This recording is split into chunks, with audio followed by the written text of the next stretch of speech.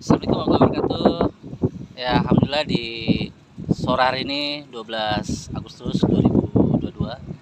Ya, di sebelah saya ada Bapak Sarudin Sajanukum. Ya, beliau adalah salah satu tokoh Partai Buruh ya yang alhamdulillah hari ini kita baru sama-sama menyaksikan, bisa dilihat di mainstream ya, YouTube dan televisi ya, cukup meriah ya.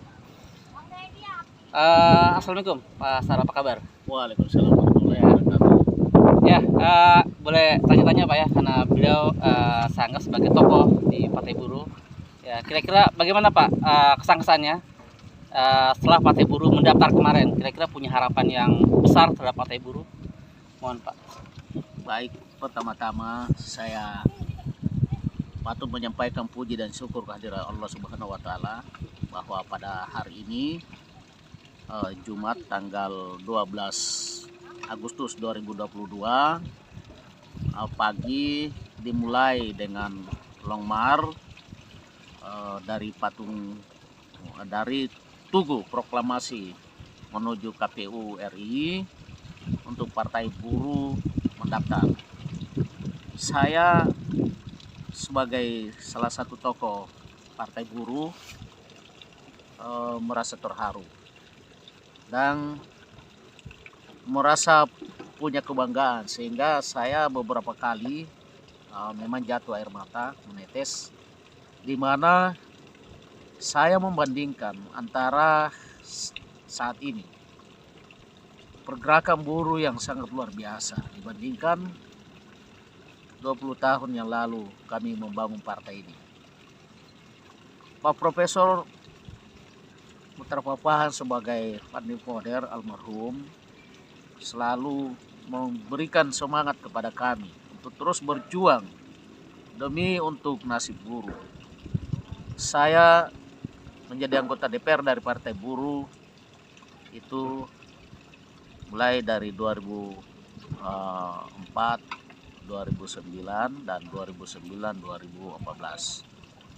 Lalu 2014 kami terpaksa tidak ikut pemilu karena Partai Buruh dinyatakan tidak lolos verifikasi faktual KPU, sehingga kami seluruh buruh Indonesia harus menanti penantian yang panjang ini sampai hari ini pendaftaran di KPU. Saya menangis, saya terharu sebagai salah satu mantan ketua Partai Buruh Provinsi Papua yang berjuang. Bagaimana kita berjuang tentang nasib buruh di Indonesia, nasib kelas pekerja, nasib para orang-orang yang terpinggirkan, masyarakat miskin kota. Kita bisa lihat saudara-saudara, seharusnya negara ini yang begitu kaya bisa memberikan kesejahteraan yang besar untuk rakyat Indonesia. Partai Buruh mempunyai konsep kesejahteraan melalui welfare state. Negara harus bisa memberikan jaminan kesejahteraan. Oleh karena itu, saya punya keyakinan untuk pemilu 2024, Partai Buruh akan mampu duduk sejajar dengan partai-partai lain yang ada di parlemen. Besar harapan saya agar partai yang kami rintis dari nol ini menjadi suatu kekuatan besar, di mana pada waktu awal berdirinya partai ini hanya didukung oleh organisasi buruh satu-satunya, yaitu Konfederasi Serikat Buruh. Dan hari ini sesuai dengan data yang ada bahwa Partai Buruh hari ini didukung oleh organisasi-organisasi sayap buruh sebanyak 11 organisasi buruh. Lalu setelah itu semakin banyak kekuatan-kekuatan yang bisa merapat di Partai Buruh. Partai Buruh ini jelas adalah partai kelas pekerja.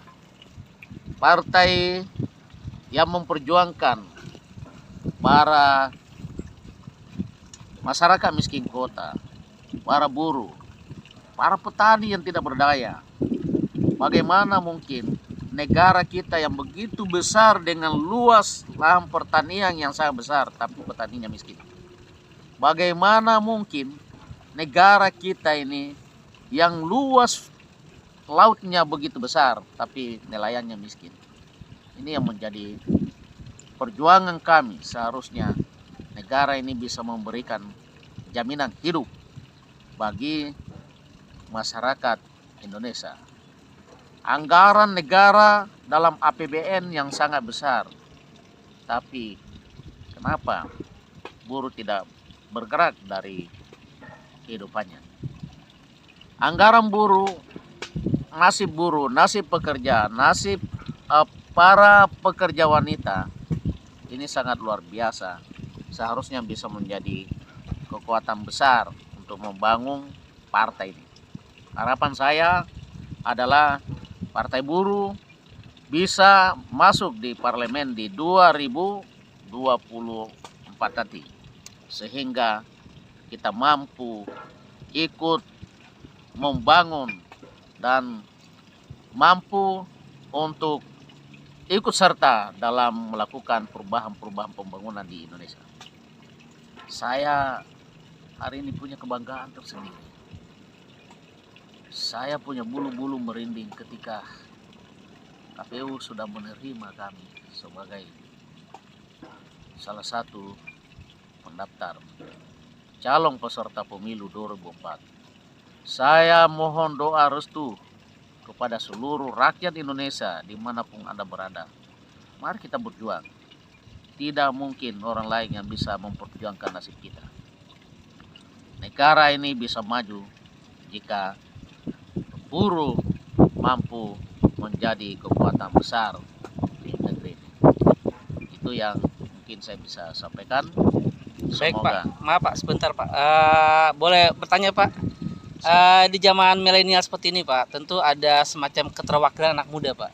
Nah ini sebuah tantangan yang harus dihadapi oleh Partai Buruh ke depan. Kira-kira bagaimana Partai Buruh menghadapi yang semua era milenial, khususnya untuk merekrut pemilih-pemilih yang notabene masih muda, ABG lah, orang zaman sekarang sebutnya ABG. Gimana menyikapinya Pak?